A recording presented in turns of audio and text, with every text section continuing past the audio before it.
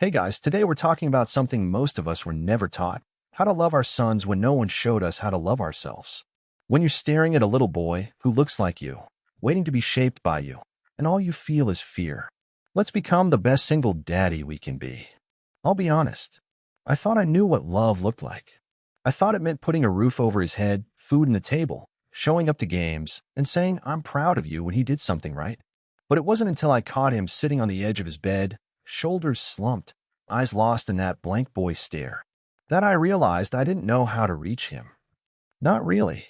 I didn't know how to hold him when he didn't want to talk. Didn't know what to say when he came home quiet. Didn't know how to show him that love isn't something you earn, it's something you're safe in. Because no one had ever done that for me. So I fumbled. I avoided. I distracted. I stayed busy. I stayed strong. And all the while, he stayed a little further away, still watching me, still waiting, still hoping I'd figure it out. By the end of this video, you'll know exactly how to stop repeating what you never meant to inherit, and how to start learning to love your son not just with actions, but with presence, clarity, and courage. It started with small things, like how he'd flinch slightly when I raised my voice, not out of fear, but something closer to resignation. Like how he'd say "never mind" halfway through a sentence. Like how he stopped asking me to come look at the things he'd built with his toys. He didn't say it, but I felt it. That invisible wall. That space between us where something was supposed to live, trust, closeness, whatever it is boys carry when they know they're loved deeply, not just provided for. I remember one night in particular. He was 8. I was exhausted. He had spilled juice on the floor, and I let out this frustrated sigh. Not even a yell. Just one of those long, sharp exhales that carry more emotion than they should. Then he froze. Looked up at me like I was about to walk out of the room. Like I might disappear if he said the wrong thing. I didn't leave. But emotionally, I already had. So I did what I thought good dads do. I cleaned the mess. Told him to be more careful. Patted his head and sent him off to bed with a quick, "Love you, bud." He said it back. But it felt a flat. Like an echo, not a connection.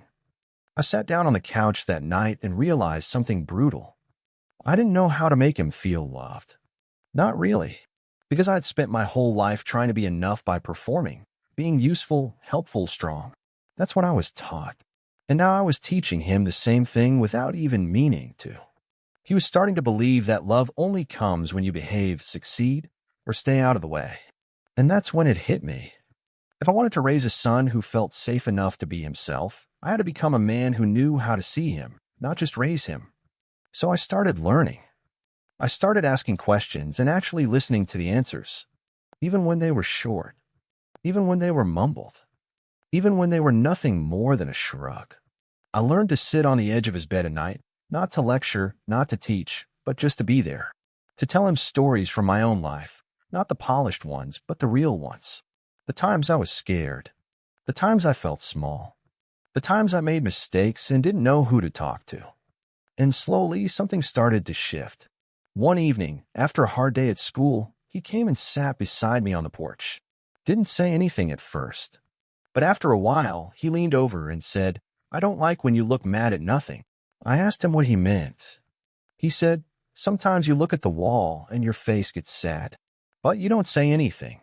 I nearly cried. That was the moment I realized he was watching me the way I used to watch my dad. Looking for clues. Reading my silence. Trying to figure out if I was okay, or if he needed to disappear. That night, I told him the truth. I said, "Sometimes I get lost in my thoughts. It's not your fault. I just didn't grow up with people who talked about feelings. So I'm still learning." He nodded. Didn't say much. But the next morning, when I dropped him off at school, he turned back and said, "I hope today doesn't feel too heavy." That's when I knew. He was listening. Not just to my words, but to how I was changing. There's this myth we carry as men, especially as fathers, that if we just do enough, love will be understood. Put food on the table, say "I love you" every once in a while, show up to the school play or soccer game, done. Love delivered. But here's what I've learned the hard way. Love doesn't always travel through action alone. Sometimes the things we do don't reach them the way we think. Because love, real love, has a language. And if your kid doesn't speak the version you're using, They don't feel it. They notice it. They appreciate it. But they don't always feel safe in it.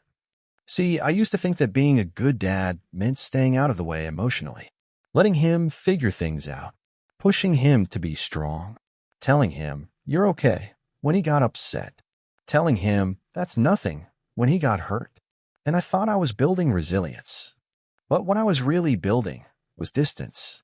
Because love that doesn't meet your child where they are, it becomes pressure. It becomes performance. It becomes, he loves me when I'm okay. I should always be okay. So one day I sat myself down, really sat myself down and asked, what did I need from my dad that I never got? It wasn't more rules. It wasn't another life lesson or punishment or expectation. It was a look that said, I see you. A moment where he didn't rush to fix me. Where he stayed, even when I didn't know how to explain myself. Even when I was hard to read, hard to handle, hard to love. That's what I needed. And that's what my son needed from me. So I started showing up with something I'd never been given, emotional clarity. I told him when I was struggling. I told him when I was proud, not because he achieved something, but just because he existed. I started hugging him longer. Started telling him I loved him on the normal days, not just birthdays, not just milestones. On Tuesday mornings when he was brushing his teeth. On Sunday afternoons when we were folding laundry. I didn't try to get it perfect. I just started trying to be real. Because love isn't performance. Love is presence. Love is repetition. Love is showing up in ways that feel awkward at first, until they don't anymore. And the more I leaned into that, the more I watched him soften. He started talking more. Started coming to me with little things, what someone said at school, what he dreamed about, what he was scared of. And when he did, I didn't interrupt. Didn't coach. Didn't solve. I just listened. Held a space. And that's what he needed all along. Not a man with all the answers. Just a man who didn't leave when the answers were unclear. If you've been showing love the only way you were taught, by holding it in, toughening him up, providing, and protecting without connecting, I get it. I really do. You were probably never taught another way. But now, you're the one teaching. And it's never too late to teach love differently. First step, let go of what love should look like. You were probably taught that love is doing. Fixing the problem. Paying the bill. Making sure he eats. And yes, those things matter. But love isn't just doing. Love is noticing. Love is slowing down enough to say, how are you really? Love is not flinching when he cries. Not shutting down when he doesn't want to talk.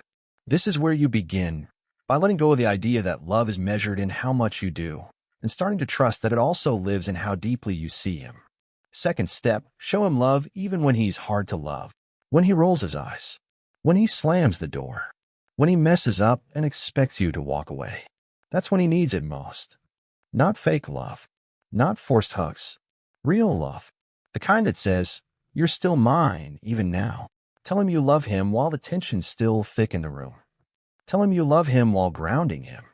Tell him you love him while disappointed. Because that's how he learns that love isn't something that disappears when he fails. That's how he learns not to abandon himself when he messes up. Third step, speak the words even if they feel unfamiliar. You might feel awkward. It might sound stiff in your mouth the first few times. I love you. I'm proud of the way you handled that. I'm here if you want to talk. I missed you today. These are not just words. They're tools. They open doors. They build bridges. They are the opposite of silence, and that's what heals. Fourth step, let him see your heart, not just your strength. You want to raise a strong man. Show him what real strength looks like. Let him see you cry. Let him hear you say, I don't know, but I'm figuring it out. Let him witness a man who leads with integrity, not pride. Who apologizes. Who listens. Who stays. That's what makes boys brave, not just the freedom to express emotion, but the modeling of a man who already does. Final step, choose the long game. You might not see the results today. You might love and love and love, and he'll still shut down. That's okay. You're playing the long game now. Every word, every moment of patience, every attempt at honesty, it's building something inside him, even if it's quiet.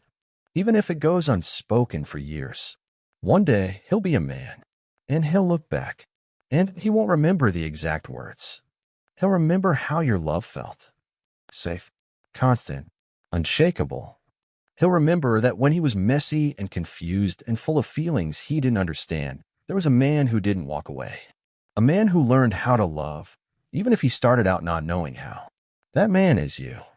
And if you're sitting there now wondering if it's too late, wondering if you've been too quiet, too distant, too locked up inside yourself, I want to tell you this. It's not too late. You're not too broken. You're not too far behind. You don't have to be perfect. You just have to learn, and keep learning, and keep showing up. Your child doesn't need a perfect father. They need one who chooses to stay.